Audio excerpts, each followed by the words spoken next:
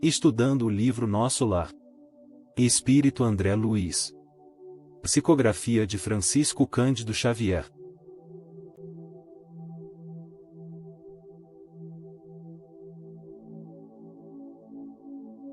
Lendo o título do capítulo, temos uma dica, uma pista.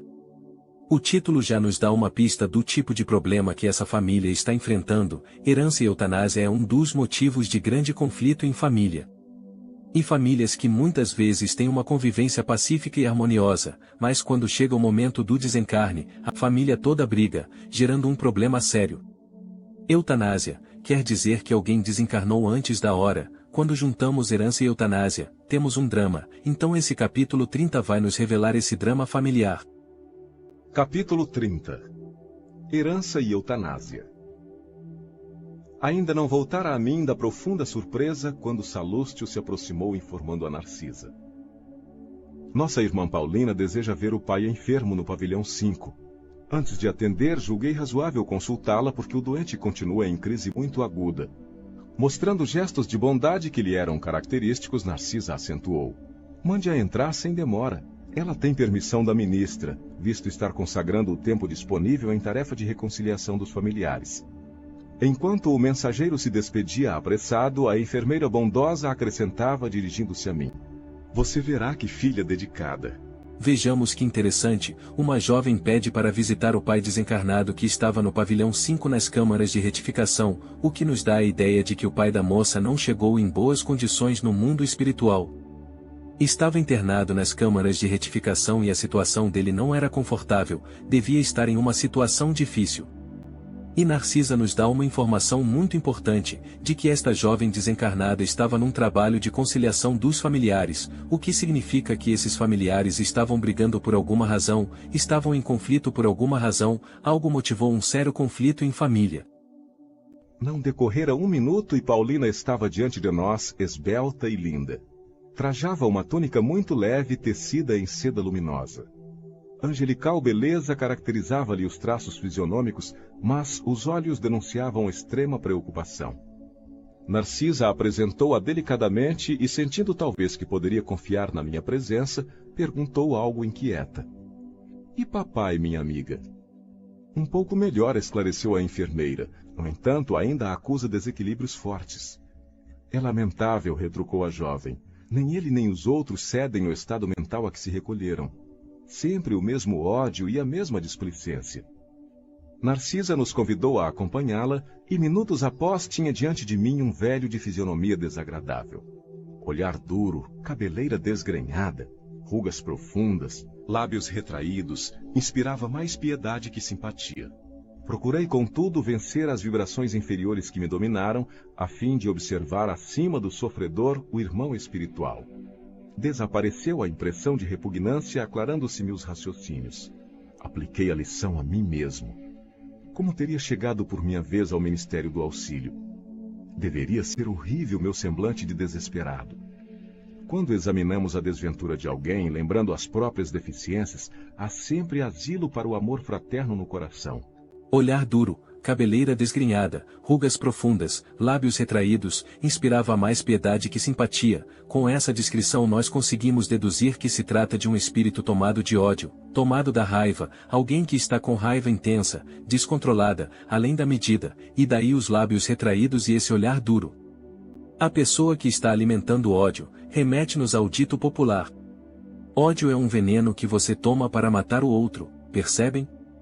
E estamos vendo aqui o que o ódio alimentado por esse senhor está fazendo com ele, o mesmo ódio que ele alimenta está desfigurando-o. André Luiz aqui está fazendo um exercício, não julgar para não sermos julgados, esse é um exercício importante. Ao invés de ficarmos julgando aquele irmão sofredor, ao invés de emitir julgamento sobre a fisionomia dele, sobre a aparência dele, André Luiz estava aprendendo a ultrapassar isso e a enxergar o irmão espiritual, enxergar por detrás da situação, porque essa situação é provisória. Todos nós somos filhos e criaturas de Deus, todos temos uma essência pura, todos temos um potencial divino. Momentaneamente podemos nos perder, momentaneamente podemos ofuscar o nosso brilho espiritual, momentaneamente podemos cair espiritualmente. Mas a nossa essência divina, a nossa base divina está preservada. É importante que consigamos ter um olhar para enxergar a profundidade, enxergar o que está por detrás da situação provisória, evitando o comodismo do julgamento. Muitas vezes gastamos nossa energia julgando. Assim, André Luiz observou com compaixão, com amor e com fraternidade. Bastou André Luiz mudar o olhar dele, aquele que sente a emoção da repulsa, a emoção do nojo, e sumiu então, aquela repugnância. Acabou, porque ele estava vendo um ser igual a ele na essência, pois todos somos iguais. É isso que o André Luiz está narrando, desapareceu a impressão de repugnância, aclarando seus raciocínios. E aqui ficou claro essa lição de sabedoria para todos nós, quando olhamos para alguém em sofrimento, em queda, e percebemos que nós também já caímos, que já erramos e que já perambulamos por esses caminhos de sofrimento, nossos corações se enchem de amor fraternos e de compreensão. O velho enfermo não teve uma palavra de ternura para a filha que o saudou carinhosa. Através do olhar, que evidenciava aspereza e revolta, semelhava-se a uma fera humana enjaulada. Papai, o senhor sente-se melhor? Perguntou com extremo carinho filial. Ai, ai! Gritou o doente em voz estentórica. Não posso esquecer o infame. Não posso descansar o pensamento. Ainda o vejo a meu lado ministrando-me o veneno mortal. Não diga isso, papai, pediu a moça delicadamente. Lembre-se de que Edelberto entrou em nossa casa como filho enviado por Deus. Meu filho? Gritou o infeliz. Nunca, nunca! É criminoso sem perdão, filho do inferno. Percebam que a filha foi visitar o pai e não teve uma palavra de ternura para com ela, porque o coração dele estava cheio de ódio, semelhava-se a uma fera humana enjaulada. Essa é uma expressão forte, porque existem várias feras na natureza. O leão bravo é uma fera, um lobo faminto é uma fera, mas a pior de todas das feras é a fera humana, porque quando o ser humano se transforma em uma fera, ele é o animal mais destruidor da natureza, ele é o animal que dá mais medo. Quando o ser humano se transforma em fera, todas as outras feras ficam com medo. A fera humana tem raciocínio, ela calcula, pratica uma maldade calculada, é uma maldade intencional, fria e calculista. É terrível. Então aqui vemos que esse senhor nem percebeu o afeto da filha, sequer foi capaz de registrar o carinho da filha, de tanto que está revoltado. Apesar das palavras carinhosas da filha, mantinha-se revoltado porque havia sido envenenado pelo próprio filho. Ele está cheio de ódio, e aqui precisamos entender sua revolta e seu sofrimento. Paulina falava agora com os olhos rasos d'água. Ouçamos, papai, a lição de Jesus que recomenda nos amemos uns aos outros. Atravessamos experiências consanguíneas na Terra para adquirir o verdadeiro amor espiritual. Aliás, é indispensável reconhecer que só existe um Pai realmente eterno, que é Deus. Mas o Senhor da vida nos permite a paternidade ou a maternidade no mundo, a fim de aprendermos a fraternidade sem mácula. Nossos lares terrestres são cadinhos de purificação dos sentimentos ou templos de união sublime, a caminho da solidariedade universal. Muito lutamos e padecemos até adquirir o verdadeiro título de irmão. Somos todos uma só família na criação sob a bênção providencial de um Pai único. Ouvindo-lhe a voz muito meiga, o doente se pôs a chorar convulsivamente. Perdoe Edelberto, papai. Procure sentir nele não o filho leviano, mas o irmão necessitado de esclarecimento. Estive em nossa casa ainda hoje lá observando extremas perturbações. Daqui deste leito o Senhor envolve todos os nossos em fluidos de amargura e incompreensão, e eles lhe fazem o mesmo por idêntico modo. O pensamento, em vibrações sutis, alcança o alvo por mais distante que esteja. A permuta de ódio e desentendimento causa ruína e sofrimento nas almas. Mamãe recolheu-se faz alguns dias ao hospício ralada de angústia. Amália e Cacilda entraram em luta judicial com Edelberto e Agenor, em virtude dos grandes patrimônios materiais que o Senhor ajuntou nas esferas da carne. Um quadro terrível cujas sombras poderiam diminuir se sua mente vigorosa não estivesse mergulhada em propósitos de vingança. Aqui vemo-lo em estado grave. Na terra, mamãe louca e os filhos perturbados odiando-se entre si. Em meio de tantas mentes desequilibradas, uma fortuna de 1.500.000 cruzeiros. E que vale isso se não há um átomo de felicidade para ninguém? O lar às vezes é um forno com um fogo que devora, ou às vezes nos purifica a alma. A família terrestre é um templo de união sublime, então cada um vive uma situação, mas uma coisa é certa, o objetivo da família é nos colocar no caminho da solidariedade e da fraternidade universal. A fala amorosa da filha tocou o coração dele, mexeu com ele, e percebemos que ela está alimentando o coração dele com palavras amorosas, tentando acionar no coração dele os sentimentos nobres, tentando ativar sementes divinas. Percebemos aqui que ele está emanando ódio e tem alguma coisa nessa família, porque a família também está emanando ódio para ele. Tem um grande drama aqui, estamos começando a entender o drama dessa família. Aqui há uma coisa interessante. Quando o drama é muito complexo, temos uma coisa difícil, pois não conseguimos dizer quem é vítima e quem é alvo. Pois, todos são vítimas e alvos ao mesmo tempo, não fica fácil separar mocinhos e bandidos, percebem?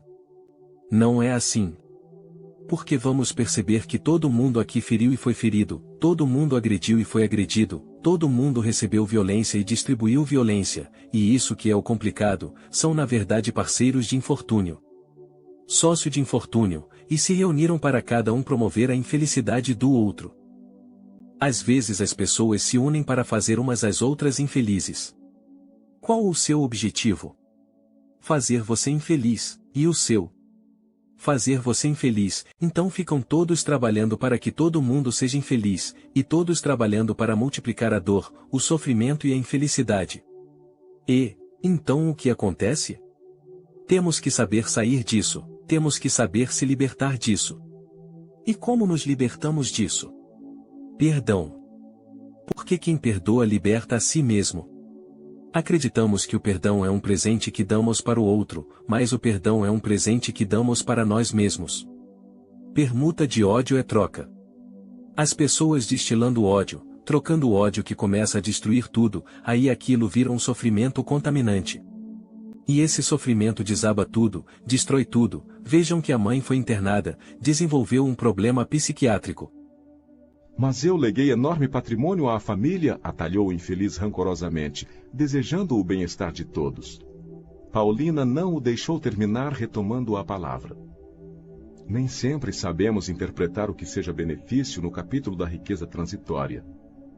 Se o Senhor assegurasse o futuro dos nossos, garantindo-lhes a tranquilidade moral e o trabalho honesto, seu esforço seria de valiosa previdência. Mas às vezes, papai, costumamos amealhar o dinheiro por espírito de vaidade e ambição. Querendo viver acima dos outros, não nos lembramos disso senão nas expressões externas da vida. São raros os que se preocupam em ajuntar conhecimentos nobres, qualidades de tolerância, luzes de humildade, bênçãos de compreensão. Impomos a outrem os nossos caprichos, afastamo-nos dos serviços do Pai, esquecemos a lapidação do nosso espírito. Ninguém nasce no planeta simplesmente para acumular moedas nos cofres ou valores nos bancos. É natural que a vida humana peça o concurso da previdência, e é justo que não prescinda da contribuição de mordomos fiéis, que saibam administrar com sabedoria. Mas ninguém será mordomo do Pai com avareza e propósitos de dominação. Tal gênero de vida arruinou nossa casa. Debalde, noutro tempo, busquei levar socorro espiritual ao ambiente doméstico. Enquanto o senhor e mamãe se sacrificavam por aumentar haveres, Amália e Cacilda esqueceram o serviço útil e, como preguiçosas da banalidade social, encontraram ociosos que as desposaram visando as vantagens financeiras. Agenor repudiou o estudo sério, entregando-se a más companhias. Edelberto conquistou o título de médico, aliando-se por completo da medicina e exercendo-a tão somente de longe em longe, à maneira do trabalhador que visita o serviço por curiosidade. Todos arruinaram belas possibilidades espirituais, distraídos pelo dinheiro fácil e apegados à ideia de herança. Vejam o que a filha está falando. Uma coisa é guardarmos o dinheiro para a previdência, para ser previdente, cauteloso e para deixar a família em segurança, outra coisa acumular simplesmente por vaidade e ambição desmedida. O propósito não está adequado e a pessoa está amealhando, juntando só por vaidade, só para parecer poderosa, na vaidade, por ambição. Guardar dinheiro com um propósito justo é maravilhoso, mas se é por vaidade, se é por ambição desmedida, aí não tem jeito, vai sofrer. É muita sabedoria nas palavras que essa filha está dizendo para ele. Você priorizou somente a aquisição dos bens materiais, você não tem atenção nenhuma para a alma, adquirir conhecimento, aperfeiçoar os aspectos morais. Vejam o que a filha falou. Tal gênero de vida arruinou nossa casa, pai, esse desejo de dominar, a sua avareza, arruinou a nossa família. Foi dura, ela foi firme. E continuou falando mais ou menos assim. O senhor e a mamãe estavam trabalhando igual malucos, para acumular dinheiro, e as minhas irmãs estavam tornando-se duas preguiçosas da banalidade social, atraindo companheiros também preguiçosos, porque semelhante atrai semelhante. Continuando, mais ou menos assim. O senhor não ensinou minhas irmãs a trabalhar, a fazer alguma coisa útil, elas não aprenderam a viver de forma útil. Como é que poderia dar boa coisa? Como é que essa história poderia acabar bem? Não tem como. Elas não precisavam trabalhar e se transformaram em pessoas superficiais, banais e predadoras que ficam só usufruindo. Paulina nos traz verdadeiros alertas para todos. Os filhos só queriam um dinheiro fácil, ninguém aprendeu nada de útil da sociedade, não faziam nada de útil, só gastar dinheiro, é só proporcionar prazer corporal. Comer bem, beber bem, cultivar os sentidos físicos, mas fazer alguma coisa de útil nada. Como é que pode dar boa coisa? Como que pode dar boa história isso? Não tem como. Como vai dar certo um negócio desse? Não tem jeito. O enfermo tomou uma expressão de pavor e acrescentou: Maldito Edelberto, filho criminoso e ingrato! Matou-me sem piedade quando ainda necessitava regularizar minhas disposições testamentárias. Malvado, malvado! Cale-se, papai, tenha compaixão de seu filho, perdoe e esqueça. O velho, porém, continuou a praguejar em voz alta. A jovem preparava-se para discutir, mas Narcisa endereçou-lhe significativo olhar, chamando Salústio para socorrer o doente em crise. Calou-se Paulina, acariciando a fronte paterna e contendo a custo as lágrimas. Daí a instante retirava-me em companhia de ambas, sob forte impressão.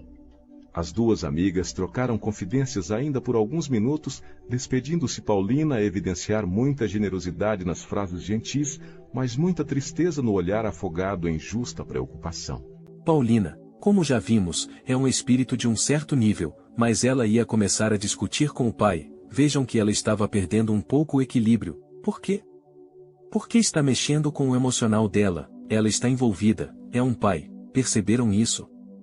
Às vezes nos achamos muito equilibrados, às vezes julgamos as outras pessoas e nos achamos mais iluminados porque não estamos envolvidos nas mesmas questões pessoais dela. Quando toca nas nossas questões pessoais, quando mexem com a nossa família, quando mexem com as nossas relações íntimas, aí o que acontece? Nós perdemos o equilíbrio, não é? Por quê? Porque estamos emocionalmente envolvidos, e aqui foi o caso da Paulina. E o que a Narcisa fez? Dirigiu um olhar para ela, um olhar silencioso, é um olhar que diz tudo. Narcisa falou com os olhos, é como se ela dissesse assim: Paulina, não adianta, você não vai transformar seu pai com palavras, não adianta. E mais do que isso, Narcisa chamou o enfermeiro Salústio, para poder atender o doente, percebem? A pessoa está muito desequilibrada, não adianta se dialogar, não adianta você querer discutir, precisa atender, precisa socorrer, o que adianta discutir? Discussão não cicatriza a ferida, discussão não resolve questões emocionais interiores, o remédio é outro, então nós temos que cuidar, precisamos ter paciência, precisamos aguardar o tempo, o amadurecimento. André Luiz ficou impressionado, e aqui nós temos mais um detalhe, novamente André Luiz está tendo uma lição sobre desequilíbrios familiares, mas por que será que André Luiz está tendo novamente uma lição sobre desequilíbrios familiares? Nós vamos ver aqui, André Luiz está sendo preparado para enfrentar o próprio drama familiar, ele terá que enfrentar o próprio drama e ele está sendo preparado. Então, vejam que nós podemos evoluir e muito, observando a experiência dos outros. Se alguém tropeça num buraco e cai, não precisamos tropeçar e cair para adquirir experiência, podemos aprender olhando alguém que caiu. Vivemos em um mundo com bilhões de pessoas, nós podemos aprender com as aflições, com os sofrimentos, com os erros alheios, mas o que nós fazemos? Julgamos, criticamos, condenamos, ao invés de aprendermos a lição. Tudo se aproveita, principalmente pela espiritualidade, ele não estaria ali à toa, é isso que é belíssimo na misericórdia divina. Nós recebemos as lições que precisamos no cotidiano, as circunstâncias, as pessoas nos trazem as lições que nós precisamos.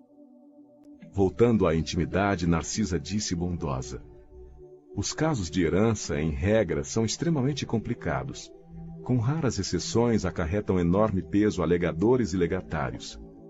Neste caso, porém, vemos não só isso, mas também a eutanásia. A ambição do dinheiro criou em toda a família de Paulina esquisitices e desavenças. Pais avarentos possuem filhos esbanjadores. Fui à casa de nossa amiga quando o irmão, o Edelberto, médico de aparência distinta, empregou no genitor quase moribundo a chamada morte suave. Esforçamo-nos por o evitar, mas foi tudo em vão. O pobre rapaz desejava de fato apressar o desenlace por questões de ordem financeira, e aí temos agora a imprevidência e o resultado, o ódio e a moléstia. E com expressivo gesto Narcisa rematou: Deus criou seres e céus, mas nós costumamos transformar-nos em espíritos diabólicos criando nossos infernos individuais.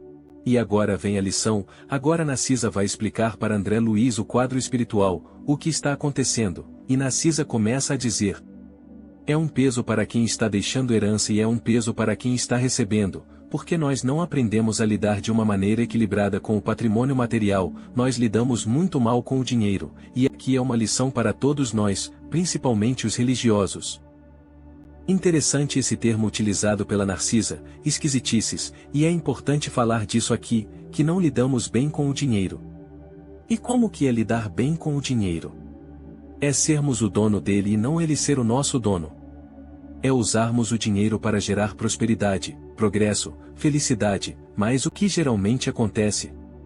Nós usamos o dinheiro com a sovinice, ou às vezes gastamos de maneira irresponsável, nós usamos o dinheiro para manipular, nós usamos o dinheiro para o poder, nós usamos o dinheiro da maneira errada, e isso gera o quê? Esquisitices. Pais avarentos possuem filhos esbanjadores, e por que vocês acham que acontece isso? Sabem por quê? Aqui no mundo corporal, na vida corporal, quando vamos para um extremo, atraímos o outro extremo, percebem? Então, a pessoa que vai para o extremo do fanatismo religioso, ela atrai o outro extremo, a pessoa que vai para o extremo do puritanismo, ela atrai pessoas que estão no outro extremo, então, o pai que é sovina, os genitores são avarentos, os filhos são esbanjadores, por quê? Porque os pais só guardaram o dinheiro, e não educam os filhos para ganhar e para gastar o dinheiro, então os filhos não aprendem a lidar com o dinheiro, percebem? Da mesma maneira, pais puritanos não ensinam os filhos sobre sexualidade, sobre vida em sociedade, aí os filhos vão para o outro extremo, essa aqui é a regra do mundo. Por isso precisamos de equilíbrio, nada de fanatismo, nada em excesso, equilíbrio, por quê? Equilíbrio atrai equilíbrio, agora extremo atrai outro extremo. Considerações finais. O dinheiro é um perigo, quando a nossa riqueza é só dinheiro, é um perigo, perceberam? Não tem problema nenhum o dinheiro. O problema é como usamos o dinheiro, o problema é como nós lidamos com o dinheiro, especialmente em família. Então, vejam, é um homem que amealhou grande quantidade de dinheiro, mas não conseguiu desenvolver amor dentro da própria família. Desencarnou, deixou uma fortuna, uma herança, mas a esposa está no hospício e os 4 filhos, uma está desencarnada que é essa que está ajudando e os 4 filhos estão brigando judicialmente por causa de herança, sendo que um dos filhos deu veneno para ele morrer, para receber a herança, ou seja o próprio filho apressou a morte do pai para poder receber o patrimônio, receber o dinheiro. O problema não é o dinheiro, o problema é conosco. Por isso que é importante aprendermos a lidar com o dinheiro de uma maneira equilibrada. Não nascemos somente para acumular, podemos juntar, mas isso tem que ter uma utilidade, isso tem que ser colocado a serviço do bem comum, a riqueza conquistada tem que gerar o bem comum, tem que favorecer o máximo de pessoas, não pode ser uma coisa egoísta. Se não tomarmos cuidado, o dinheiro te torna uma pessoa exótica, fútil, rasa, insensível e desumana. Então, quando nós não lidamos com o dinheiro, de uma maneira equilibrada, tanto para conquistar, quanto para gastar, começamos a desenvolver o esquisitices, esse é o termo utilizado por Narcisa nessa lição, esquisitices e desavença.